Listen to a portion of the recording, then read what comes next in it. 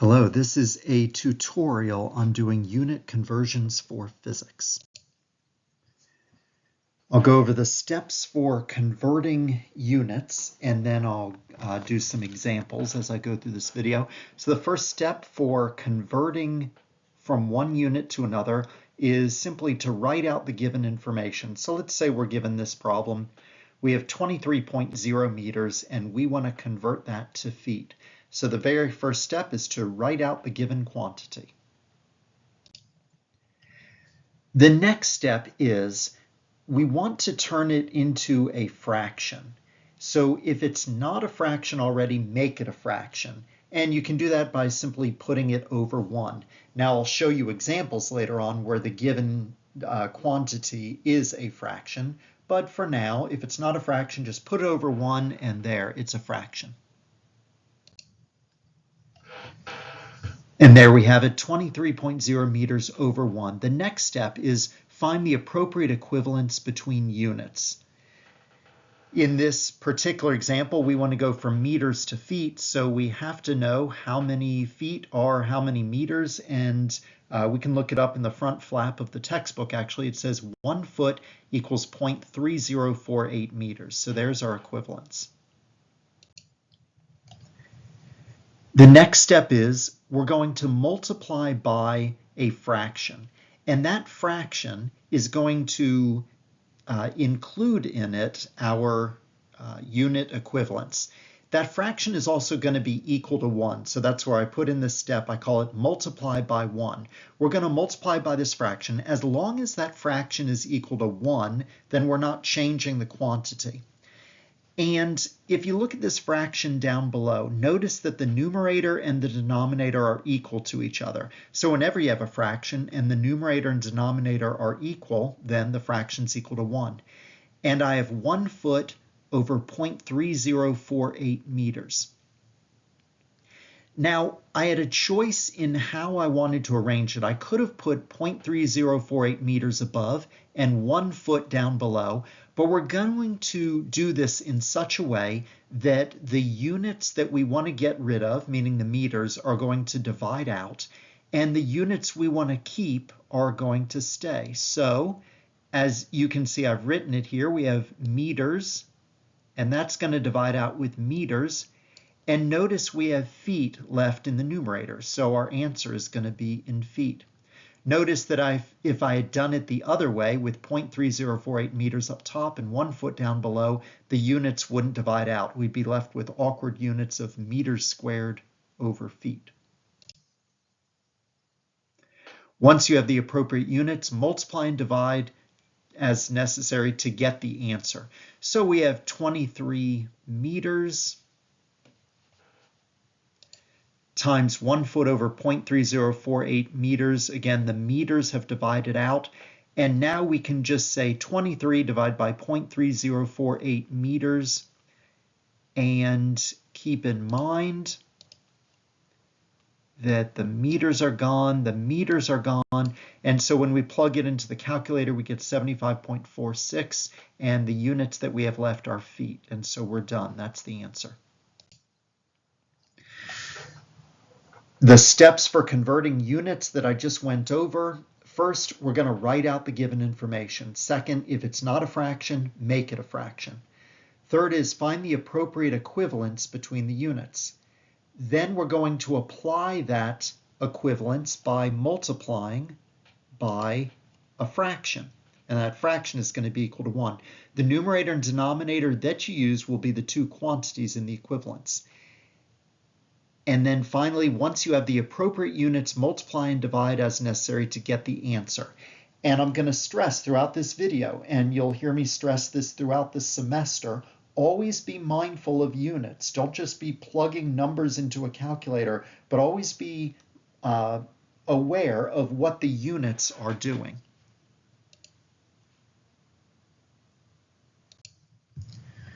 Let's do this next example, 2950 centimeters. We want to turn that into inches. So we're going to start by writing out the given information, 2950 centimeters, and it's not a fraction, so we'll make it a fraction by putting it over 1.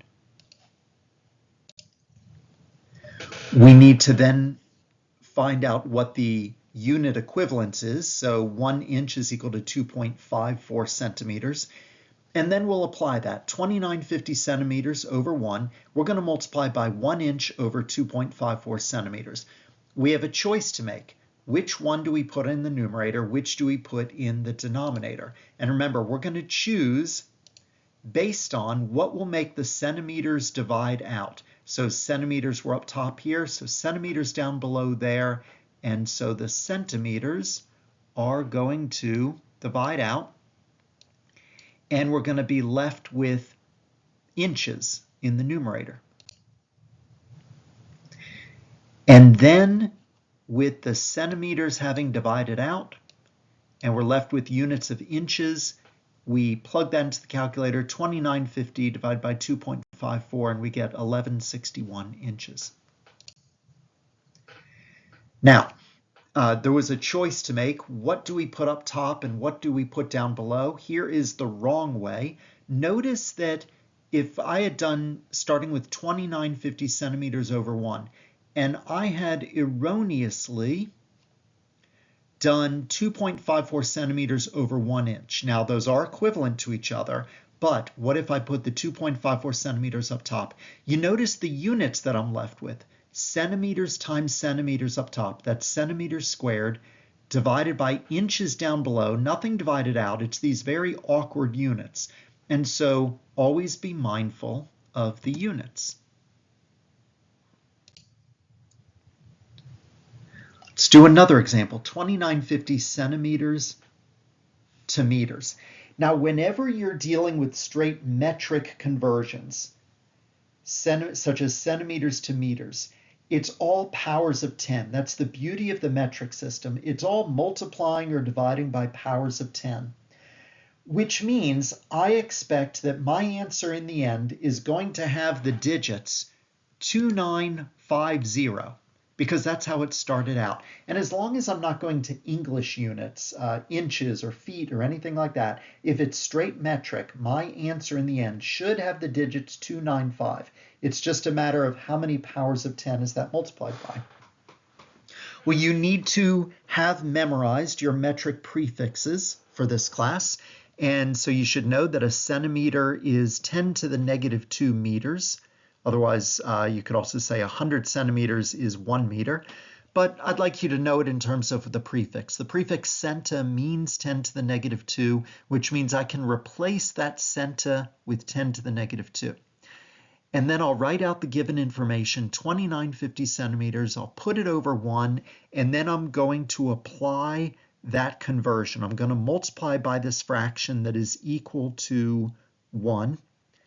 Now, by the way, I'm going to always take a second or two to step back and ponder, did I do this in the right order? Did I do the right numbers? I'm going to stop and visualize.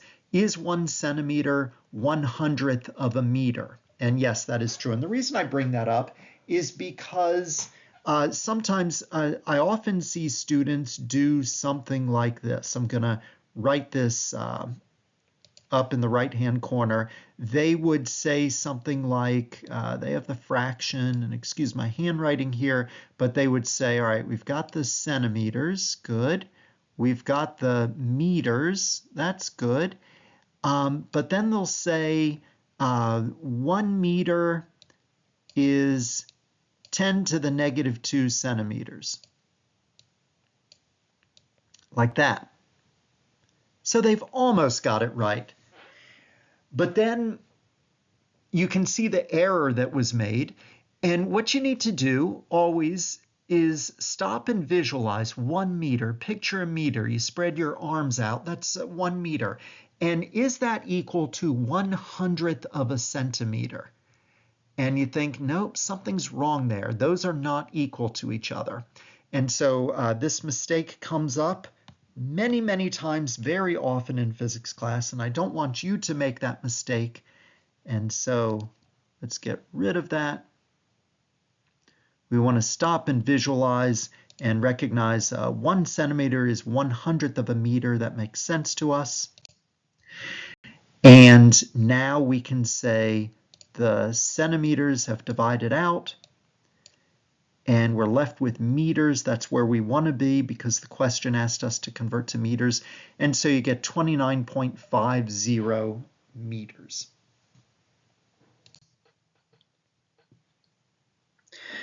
Let's do the next example. Let's say we have 490 centigrams and we want to convert this to nanograms. Do not attempt to convert directly from centigrams to nanograms. It can be done, but I highly advise against it. What I want you to do is relate them both to grams. So this is actually going to be a two-step problem. What I want you to do is first turn centigrams into grams. Then once we have grams, we're going to turn grams into nanograms. And you're less likely to make mistakes if you do it in that two-step process.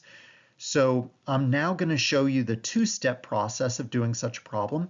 We have 490 centigrams. We're going to put it over 1. And then, let's not even worry about nanograms yet. Let's just take it to the base unit of grams. 1 centigram is 10 to the negative 2 grams. And you can see I have arranged it such that the centigrams and the centigrams will divide out, and we're left with grams. And if we just stopped there and plugged it into the calculator, we would get the answer in grams. But now we're going to take it one more step and turn grams into nanograms. We recognize that 1 nanogram is 10 to the negative 9 grams. We'll put the 10 to the negative 9 grams down below, the 1 nanogram up top. Also, let's take a second to visualize and see, does this make sense? Is 1 nanogram, a little tiny fraction of a gram, is that 10 to the negative 9 grams? And yeah, that seems right, as opposed to the error I see a lot of students making, maybe saying that 1 gram is 10 to the negative 9 grams. And if you think about that, that doesn't sound right at all. Okay, so now we have centigrams and centigrams have divided away. Now grams and grams divide away. We're left with nanograms, which is where we want to be. So we plug all that into the calculator and we get 4.9 times 10 to the 9th grams.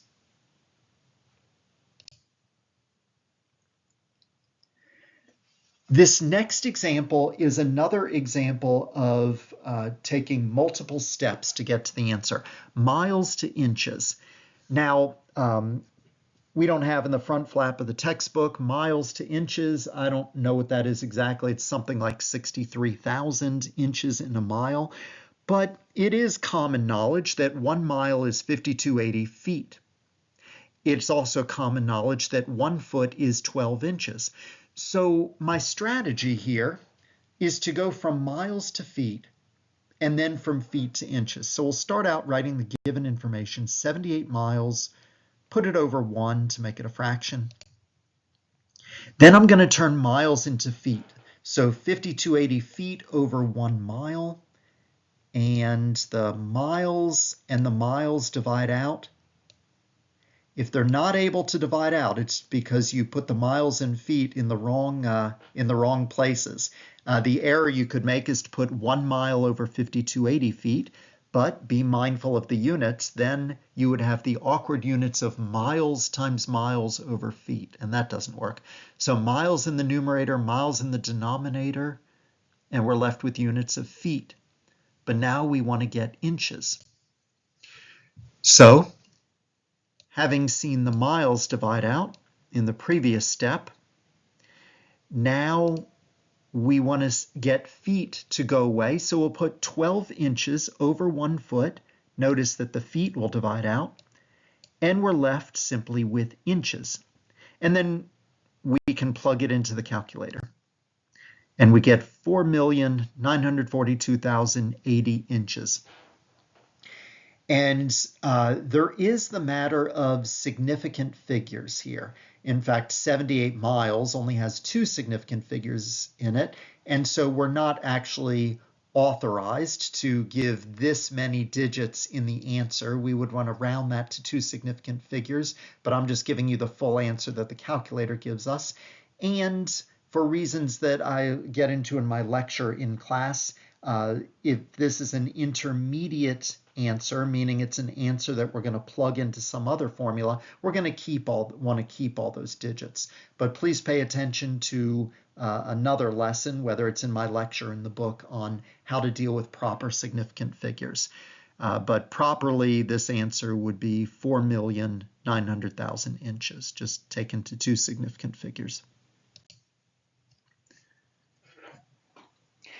Let's do this one that involves speeds. So 48.5 centimeters per second, and turn it into meters per minute. I want you to note, first of all, be careful of abbreviations. When we use M, that stands for meters. We can't use M for minutes because M already stands for meters. So we write out MIN for minutes. By the way, if we have miles, we can't use M either, so we'll use MI. But this is meters per minute. Now, throughout this video, I've been telling you for step 2, after we write out the given information, if it's not a fraction, make it one by putting it over 1. Here's an example where it is a fraction. It is centimeters per second. We could also write, although I never do, except in cases of this illustration, we could say that it's 48.5 centimeters per 1 second. But we don't need to write that number there. We can just say 48.5 centimeters per second. And there it's a fraction with that seconds in the denominator. We need to turn seconds into minutes. We also need to turn centimeters into meters. And it doesn't matter which order you do them in. Just do one or the other first. I've chosen here to deal with the seconds, turning them into meters. And so we have 60 seconds over 1 minute. And so these seconds divide out with these seconds. The seconds start out on the bottom, so I put them up top and they divide out. Now we're left with units of centimeters per minute. Well, we want to get it in meters per minute.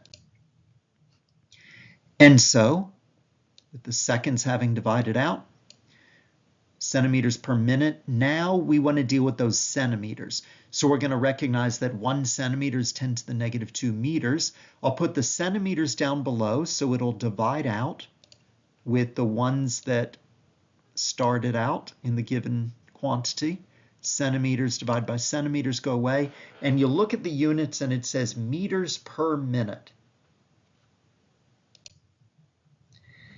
And so now that we have meters per minute, let me show that, the seconds had divided out, the centimeters divided out, we're left with meters per minute, and we can now plug that into the calculator and we get 29.1 meters per minute.